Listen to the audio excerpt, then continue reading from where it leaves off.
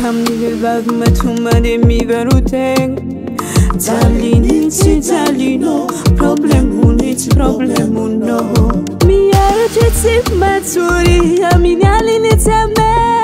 Bate yadana kare hulu Tiabine fatia Fiena na mi asaro Navarareti na mi la miare Yoti sananga na no iskwalavo Hano kwa malututi sinama no yukwatila leche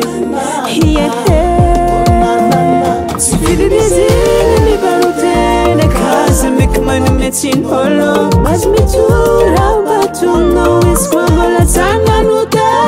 Hano fasa chumfiene Keti alam tale Histi ya tofoti safidi Hatofuna mangi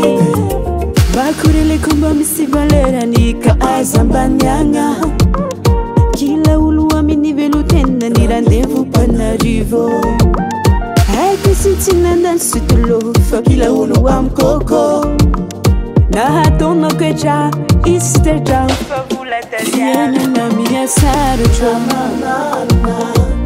Na marareti na mila miarucho Yoti sananga na no iskwalavo Hano kwa malututi sinama no yukwatila leche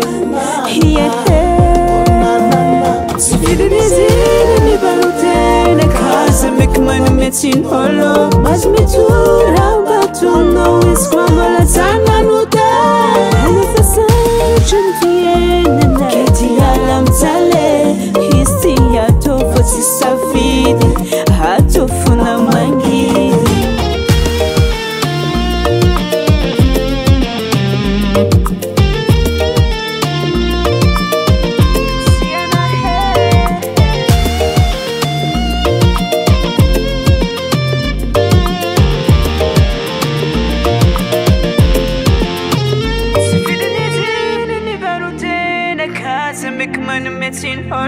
Mas mitura batum no iskwambola tana nuda